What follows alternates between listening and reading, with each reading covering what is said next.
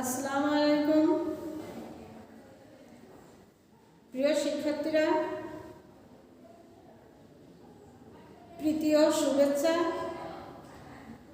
এই online class আমি মুসাম্মদ আঞ্জুমানা বেগম, সমসপুর মাধ্যমিক বালিকা বিদ্যালয়, খোকসা, কুষ্টিয়া। প্রিয় শিক্ষার্থীরা, তোমরা ভালো আছো? আশা করি তোমরা ভালো আছো। এই অনলাইন ক্লাস আজ নবম শ্রেণীর বাংলা দ্বিতীয় সম্পর্কে তোমাদের সঙ্গে আলোচনা করব। তোমরা যে যেখানে আছো এই ক্লাসগুলি তোমরা অবশ্যই অনুসরণ করবা, সময় থেমে থাকে না। শিক্ষা জীবন, আলোকিত জীবন।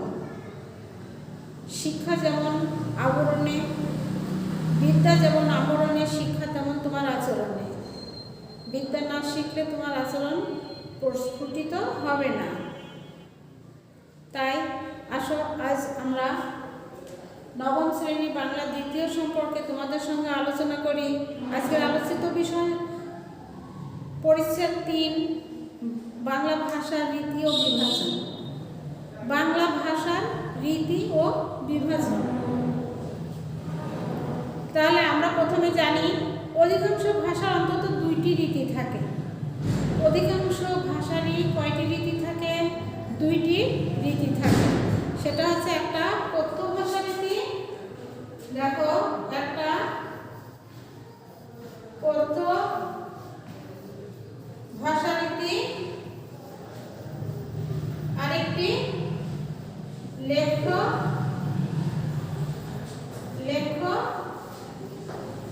ভাষা রীতি। তাহলে আমরা কি পেলাম? 2টি রীতি পেয়েছি।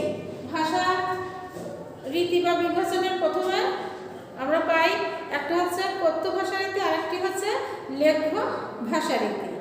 বাংলা ভাষায় এসব রীতির একাধিক বিভাজন রয়েছে। স্থান, কাল,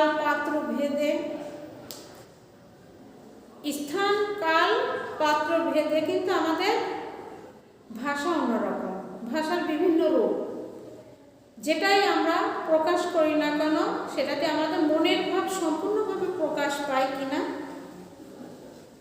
তাহলে ভাষা যেমন কথ্য ভাষা রীতির মধ্যে রয়েছে আদর্শ কথারীতি, আঞ্চলিক কথারীতি। আদর্শ কথারীতি এবং আঞ্চলিক কথারীতি। দেখো, আঞ্চলিক, আমরা বাংলাদেশের মানুষ, আমরা বাংলাদেশে বসবাস করি, কিন্তু আমাদের এক এক অঞ্চলের এক এক ভাষা, ভিন্ন ভাষা।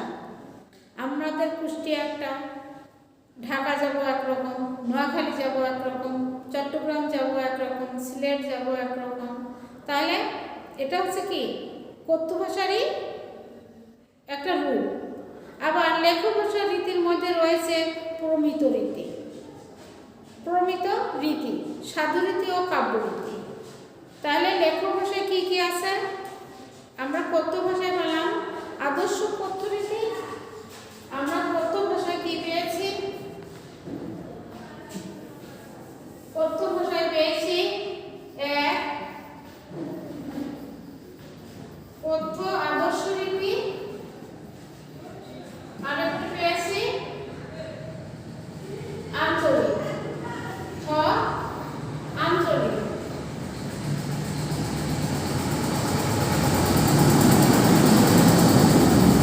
আঞ্চলিক রীতি। তাহলে আমরা প্রথমত কথ্য ভাষায় কি পেয়েছি? এই দুটি পেয়েছি, একটা কথ্য আদর্শ রীতি, আরেকটি আঞ্চলিক আদর্শ রীতি, আঞ্চলিক রীতি। তাহলে আঞ্চলিক ভাষা রীতি, কথ্য আদর্শ আর আঞ্চলিক ভাষা রীতি। আঞ্চলিক ভাষা রীতি। এখন দেখো, আর লেখ্য ভাষায় কি পেয়েছি? এমসিকিউ প্রশ্ন। এটা বাংলা ভাষা ও বিভাজনকে কয় ভাগে ভাগ করা যায়? বাংলা ভাষার 2টো রীতি আছে। বাংলা ভাষার 2টো রীতি, 1 কথ্য, 2 লেখ্য। এবং কথ্যকে আদর্শ ভাষারীতি আর আঞ্চলিক ভাষারীতি বলা হয়। কি কি? আদর্শ, কথ্য আদর্শ রীতি, আরেকটি হচ্ছে আঞ্চলিক ভাষারীতি। এরপরে যাব লেখ্য। এরপরে লেখ্য। লেখ্য মানে কি? লেখা। 2 লেখ্য। লেখ্য ভাষারীতি। লেখ্য ভাষা রীতি। লেখ্য ভাষারীতি আবার কয়ভাবে যায়? দেখো, লেখ্য ভাষারীতি। লেখ্য ভাষারীতিটা কি? লেখ্য ভাষারীতির মধ্যে রয়েছে কি? প্রমিত রীতি, সাধু রীতি ও কাব্য রীতি। প্রমিত রীতি এক আছে, প্রমিত রীতি, সাধু রীতি। সাধু রীতি,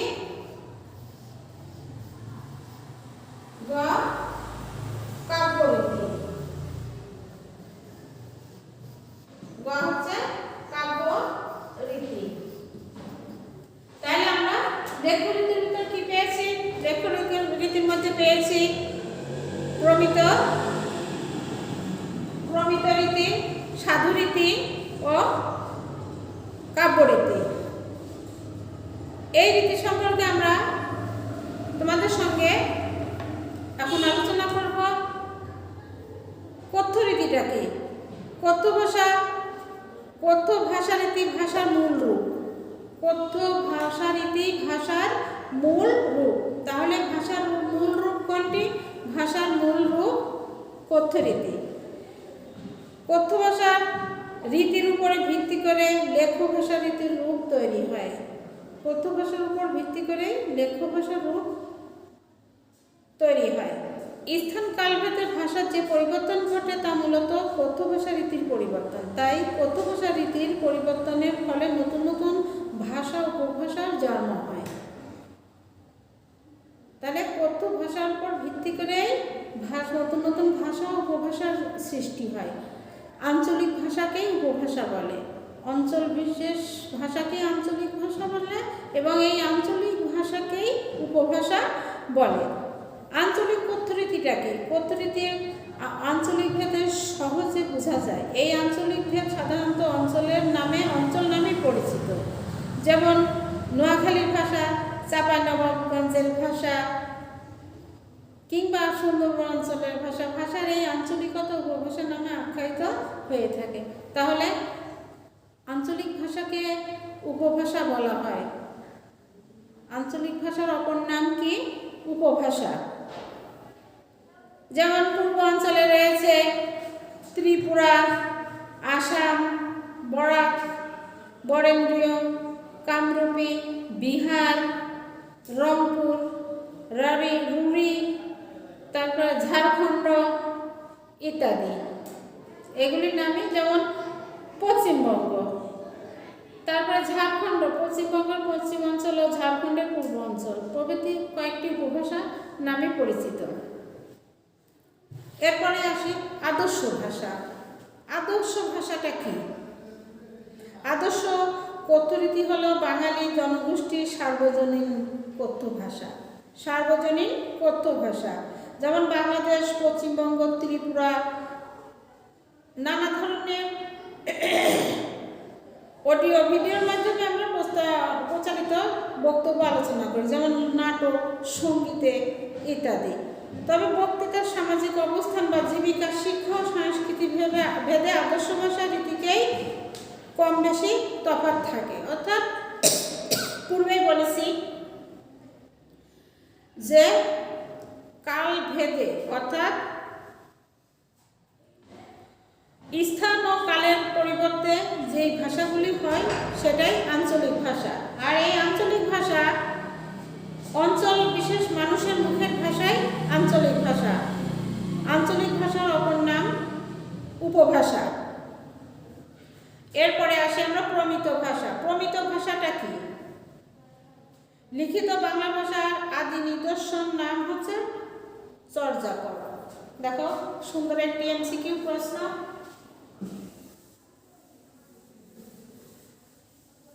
যে যত থিওরি পড়বে সেই কিন্তু তত নৈমিত্তিক উত্তর দিতে সহজ হবে।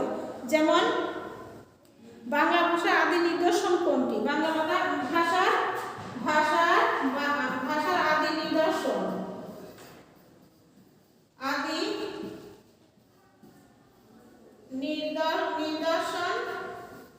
হলো চর্যাপদ। এটা হচ্ছে এমসিকিউ প্রশ্ন। আদি নিদর্শন ভাষার আদি নিদর্শন চর্যাপদ। বাংলা ভাষার আদি নিদর্শন চর্যাপদ। প্রায় 1000 বছর আগে লেখ্য ভাষার কাব্য রীতিতে এটি রচিত।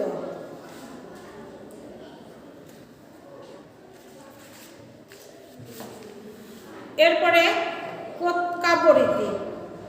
বাংলা কাব্যরীতি 2 ভাগে বিভক্ত। বাংলা কাব্যরীতি কয় ভাগে বিভক্ত? আরেকটি এমসিকিউ প্রশ্ন।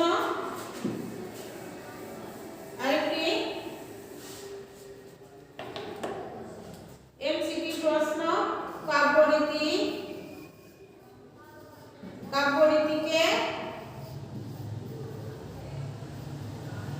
কয় ভাগে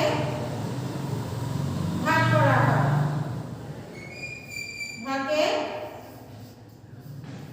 ভাগ করা হয়। কয় ভাগে ভাগ করা হয় কাব্যরীতিকে? কাব্যরীতিকে 2 ভাগে ভাগ করা হয়। কয় ভাগে?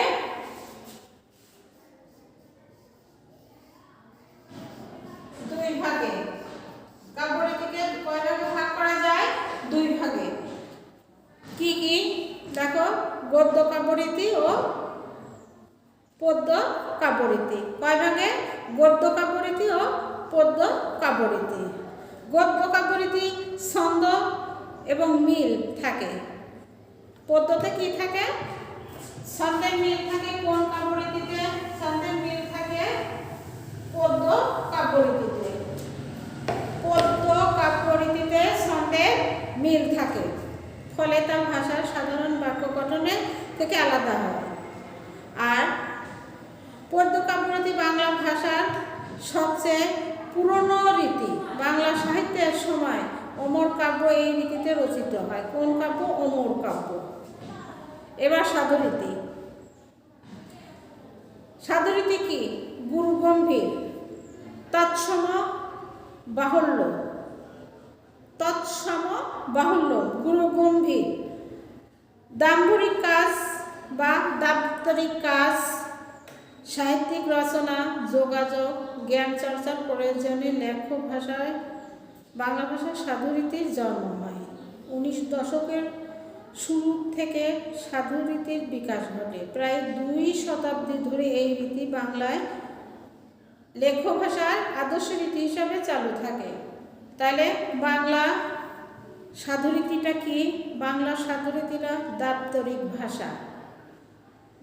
দাপ্তরিক কাজকর্মে ব্যবহৃত হয়। বাংলা সাধুরীতি সংস্কৃতিবহুল, গুরুগম্ভীর, তাৎপর্যপূর্ণ ইত্যাদি। সাধুরীতির ক্রিয়াপদ দীর্ঘতম। সাধুরীতি বহু সর্বনামে হ বর্ণ যুক্ত হয়। এই হ বর্ণটি কি হয়? যুক্ত হয়। হ বর্ণ যুক্ত হয় সাধুরীতিতে। তাহলে সাধুরীতিতে কি আসে? সাধুরীতি গুরুগম্ভীর, তৎসম, সংস্কৃতিবহুল ইত্যাদি। দাপ্তরিক কাজে শুধু সাধুরীতির উদাহরণ আমরা দৃঢ়ভাবে ঘোষণা করেছি। এরপরে আসে প্রমিত ভাষা। প্রমিত ভাষাটা কি? প্রমিত ভাষা চলিত ভাষার অপর নামই প্রমিত ভাষা। চলিত ভাষার অপর নাম কি? প্রমিত ভাষা। চলিত ভাষার অপর নাম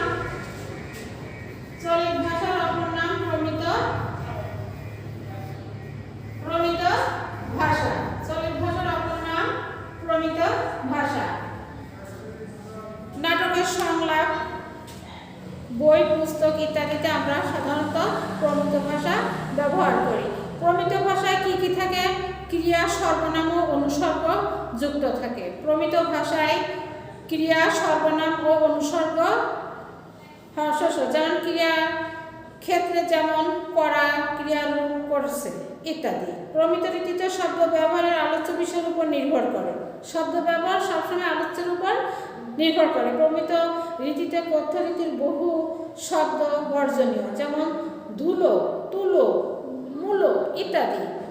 পূর্বে উল্লেখ সাধুরীতির সাহিত্যের উদাহরণে যেমন সমুদ্রের শত বৎসরের কল্লোলে কেউ যদি এমন করে কেঁদে রাখতে পারতো, তাহলে এটা কি? এটা হচ্ছে প্রমিত ভাষা। প্রমিত ভাষার অপর নাম কি? চলিত ভাষা। তাহলে ভাষা রীতির পরিমাণ, ভাষা বিভাজনের কয়টি রীতি পেয়েছি আমরা? প্রথমে দুটি পেয়েছি, একটি হচ্ছে কথ্য আর একটি হচ্ছে লেখ্য। কথ্য রীতিটাই একটা কি আদর্শ রীতি ও আঞ্চলিক, আর লেখ্য কি? কথ্যের সার্বজনীন রূপই হচ্ছে লেখ্য।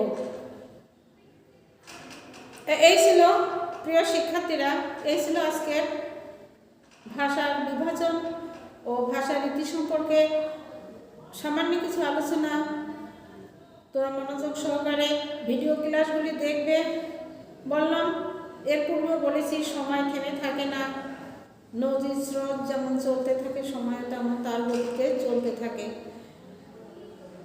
তোমরা সুস্থ সুন্দর থাকো, এই কামনায় আজ আল্লাহ হাফেজ। আগামীতে আবার দেখা হবে।